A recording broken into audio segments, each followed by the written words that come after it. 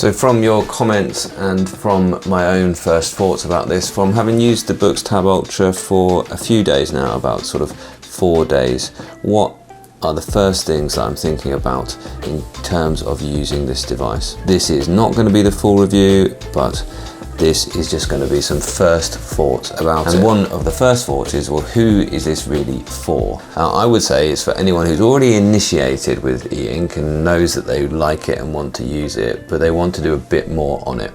So if you're happy and you've enjoyed using other Eink devices, maybe Remarkable, maybe Supernote, maybe earlier Boox devices, and you think to yourself, it's great, but actually I wish that it was a bit more of a productivity machine. Well, this is designed for that. You can see one thing they've done is that they've added this, what they're calling the Smart Assistant, which is just essentially a bunch of widgets that they're putting to one side of the ordinary looking Android homepage. It's even got a sort of app tray, it's got normal apps looking like this. You still have got the notes and you still have got your library, but you can also use desktop widgets as well, and they work perfectly fine. You can add them in just the same way as any other Android device. There they all are.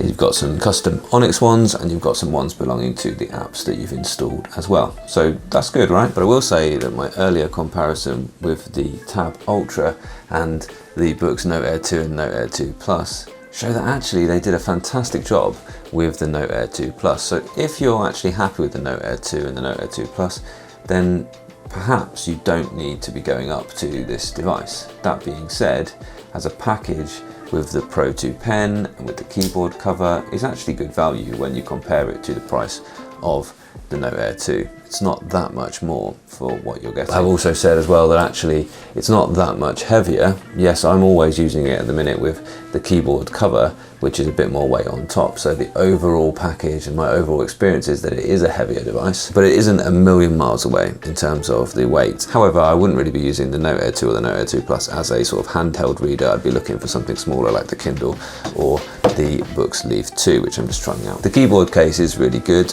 However, one thing that I really loved about the Note Air 2 and the Note Air 2 Plus was actually the handwriting input. So if I go into Docs now, and I can still use the really nice handwriting input down here, which is a really nice way to actually input text into your device. It's not, however, the quickest way to input text into your device. I can kind of see myself as using the voice recognition, which is really accurate on Boox devices, and then actually using that along with the keyboard to make quick edits. So let me show you that.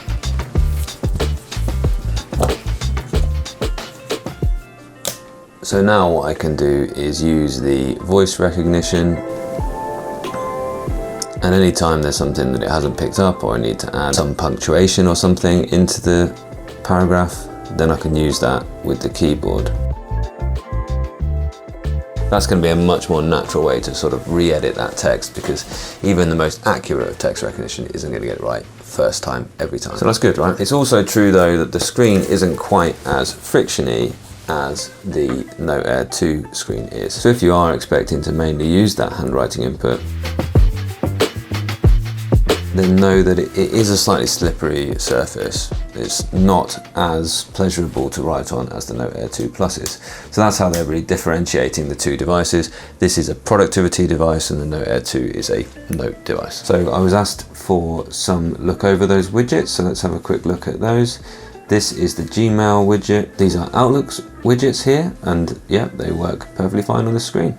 They look really, really good. You could, for instance, set up a sort of work page or a personal page, and you could have different tasks for each of those sort of home screens. So if you're used to and you're happy with the way that an Android sort of home screen is laid out, and you didn't really like the fact that it defaulted to notes and library and apps in the Note Air 2, then this might be for you. It would be nice to see, because I'm sure this would work perfectly fine incidentally on the Note Air 2. It would be nice to see them give you that option as to whether you wanted a notes or books orientated device or this kind of Android style homepage. The other thing that's interesting is the different screen modes. Now in the Eink Center you can customize the screen modes, but automatically on the home page it always goes back to the HD mode. The HD mode, they're mainly saying that is going to be for reading. So Kindle, for instance, looks absolutely great in the HD mode. Balanced, they say, is the mode to use for typing. So let's give you a bit more of an overview of what typing looks like.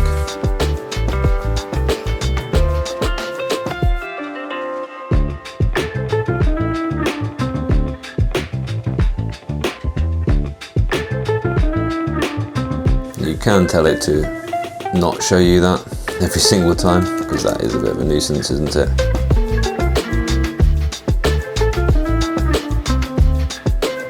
But that is available.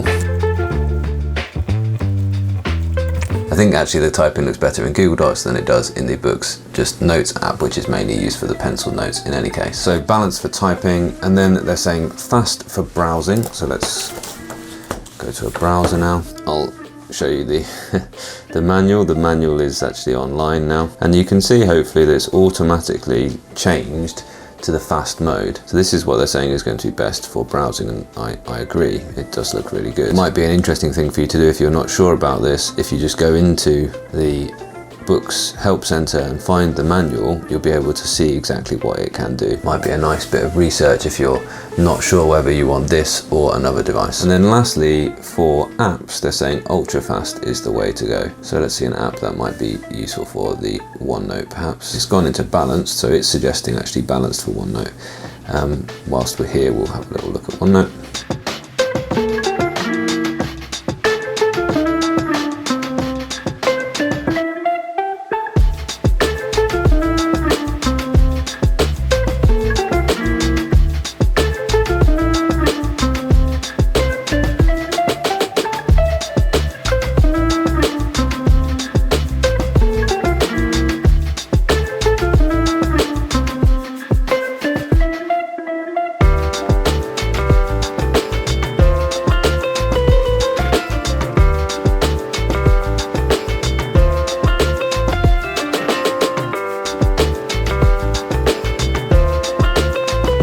So it actually uses the kind of Boox input, which means there's no lag. There's that excellent low latency pen input, but then it just prints in with the Microsoft tools that input. So it's actually quite well optimized. They've worked really hard.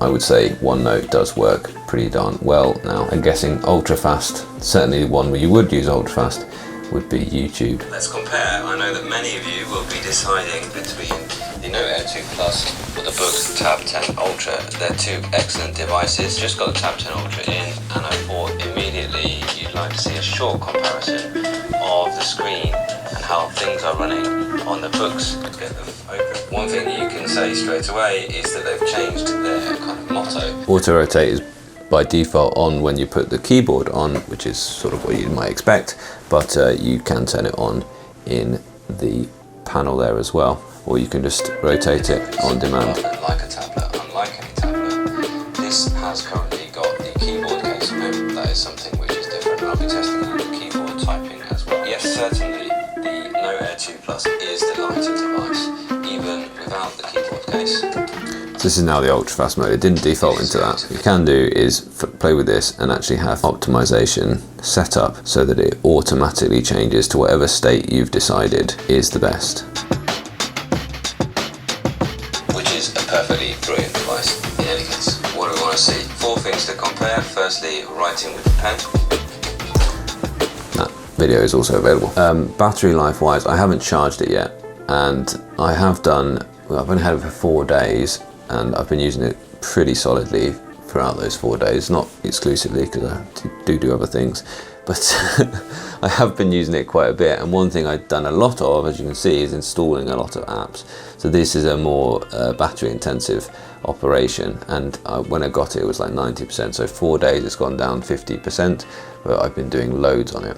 Because it's a productivity orientated thing, it is going to be a bit more battery hungry, but they've given you the extra battery as well. So signs are good so far with the battery life in any case. Can you use a wired keyboard is something that somebody asked. I'll try that out if I've got a C to C cable. Yes, I do. I don't know that you'd desperately want to do this all the time, because frankly, it's just good enough. The keyboard that you get in there. Turn this on. Seem to recognize that. Yeah.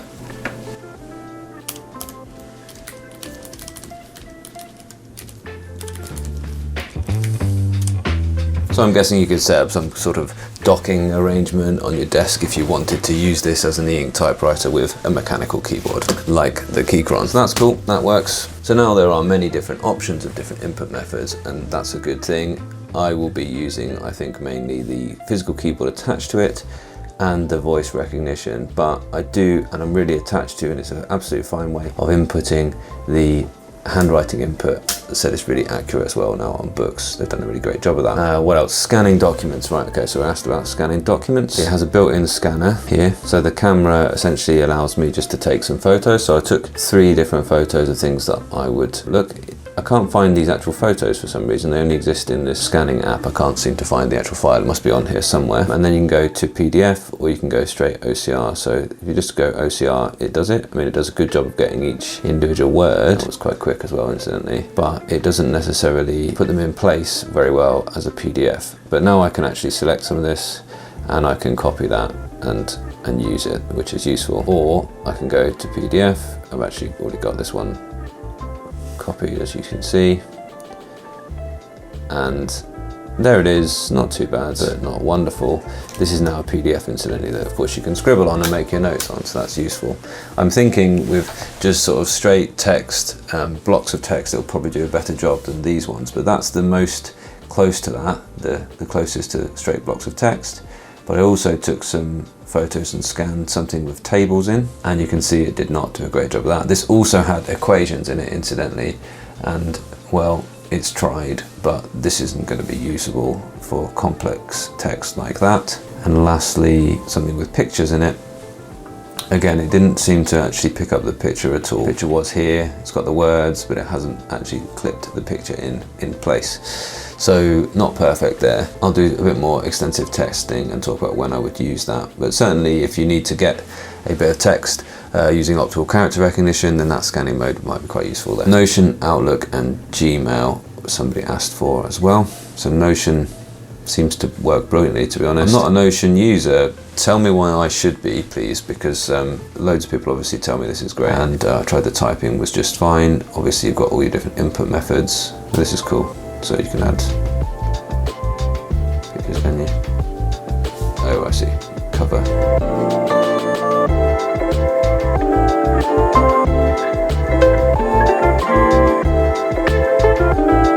I think one thing with Notion is you kind of need to give yourself over to it entirely. It can't be a bit part that you use occasionally. Similarly with Evernote, again, I'll just show you what that looks like. It looks just fine on here. I quite like the fact that you've got this kind of scratch pad straight off the bat. And then you can turn this into a note afterwards.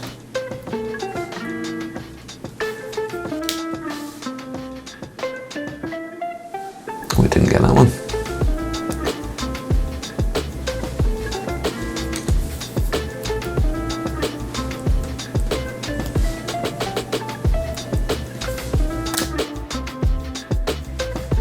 Did that time, I don't think that was much neater. So you can go on here. Turn into a note. Oh yeah, this is a really useful thing. This is like the last time I used Evernote was years and years ago, 2015 or something like that. But by the way, if you want to know how to write a good story, Kurt Vonnegut knew how to do it. Be a sadist. Make awful things happen to them. Write to please just one person. It's kind of like how you make a YouTube video, by the way. You're talking to one person and trying to help them out, trying to talk directly to them. If you open your window and make love to the world to speak, your story will get pneumonia. And this is like what we do on YouTube now. Give your readers as much information as possible, as soon as possible. To heck with suspense. Just start delivering content, really start delivering value. So I hope you're getting value from this. Like and subscribe if you do, obviously. And comments. And also, guys, watching to the end of videos is so important. Anyway, that's that. Outlook and Gmail. Gmail works just fine, as you would expect. Yep, Word and Excel will do there as well. Yep, absolutely, thanks Quiddis. And Outlook as well. Again, just works as you might expect. And it's useful. I typed a few emails on it last night to use Outlook in this mode. One thing that perhaps is for Boox to do, perhaps it's for the actual makers of the apps to do, but it'd be nice if it got as close as possible to, yeah, okay, the tab does work there to go through the different things, as close as possible to a kind of computer experience, and all the shortcuts that you'd expect to work hopefully will work. Yeah, somebody asked for Word. Looks fantastic, by the way.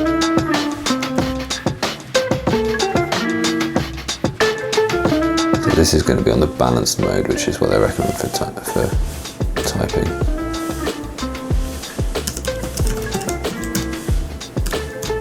And of course, you can log into your Word account. You can get all of your OneDrive files here, and you can edit them in there. So this is looking really powerful, to be honest. It's a good job that Microsoft have made such great Android apps, and that Boox have given you a device that can use that well enough. I haven't actually downloaded Excel on it yet, but Sheets works just fine. This is actually an Excel file.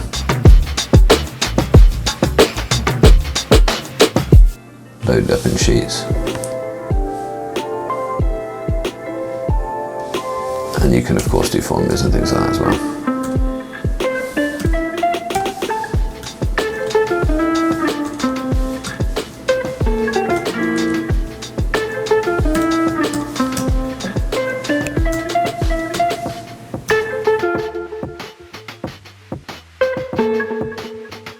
Okay, so I hope that helps. This is just some more features that you've kind of requested.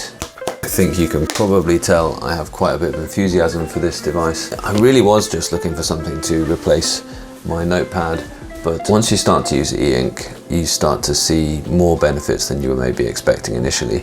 And I think that this is now a logical next step for it to go. It's certainly not distraction free. If you want that, there are other options available, which are brilliant. Boox have enabled you now to be able to make that choice. Do you want something, a distraction-free notepad equivalent, stick with the Note Air 2, or do you want to go for something which is a bit more of a productivity powerhouse, and that will let you access it and use it like an Android tablet to use those excellent apps that people like Microsoft and Google have developed for the Android ecosystem? Thumbs up from me.